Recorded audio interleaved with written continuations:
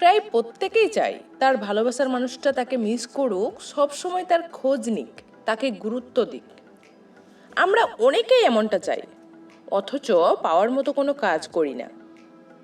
এই চাওয়াটা পাওয়াতে পরিণত করার জন্য নিজেকেও কিছু নিয়ম মেনে চলতে হয়। এমন কিছু কাজ করতে হয় যাতে ভালোবাসার মানুষটা মিস করতে বাধ্য হয়ে যায়। কেউ মিস করুক এটা চাইলে তাকে মিস করার সময়টাও দিতে হয়। চলো এবার আসি আসল কথায়। কি করলে তোমার পার্টনার তোমাকে সবসময় মিস করবে এটা জানতে চাইলে পুরো ভিডিওটা দেখো, প্রতিটা কথা মন দিয়ে শোনো। আর এই কথাগুলো মেনে চলো, দেখবে তোমার পার্টনার তোমাকে প্রতি মুহূর্তে মিস করবে আর সব সময় তোমাকেই খুঁজবে। প্রথমত যেটা বলবো, তার সাথে কথা বলার আগ্রহটা কমাও। তুমি যদি তাকে ভালোবাসো তবে অবশ্যই তার সাথে সবসময় কথা বলতে ইচ্ছে হবেই, বারবার কল মেসেজ দিয়ে খোঁজ নিতে ইচ্ছে হবে। কিন্তু ইচ্ছে হলেও এমন ভুল একদমই করো না, নিজের ইচ্ছেটাকে দমিয়ে রাখো।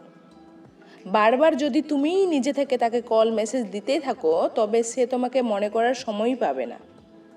তাই খুব বেশি প্রয়োজন না থাকলে তাকে কল দিও না।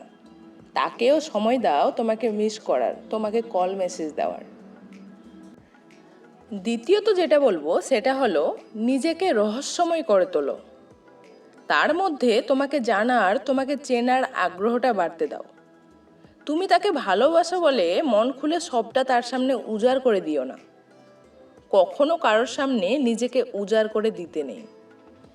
যখনই তুমি নিজেকে কারোর সামনে একেবারে উজাড় করে দেবে তখন থেকে তোমাকে জানার আগ্রহটা সে হারিয়ে ফেলবে। তাই নিজেকে এমনভাবে রহস্যময় করে তোলো যাতে তোমাকে জানার আগ্রহ তার সবসময় থাকে। আর এতে সে সবসময় তোমাকে মিস করতে বাধ্য হবে আর তোমার সাথে তার কথা বলার ইচ্ছে বাড়তে থাকবে। নাম্বার 3, ব্যক্তিত্ববান হও। একটা নিজস্ব সত্তা তৈরি করো।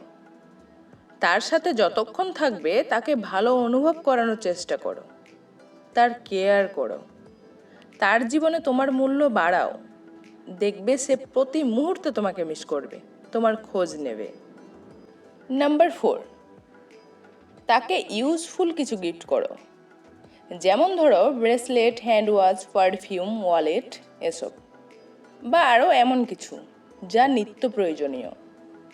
সে তোমাকে মনে করতে না চাইলেও এসব জিনিস যখনই দেখবে, ইউজ করবে, ঠিক তখনই তোমার কথা তার মনে পড়ে যাবে।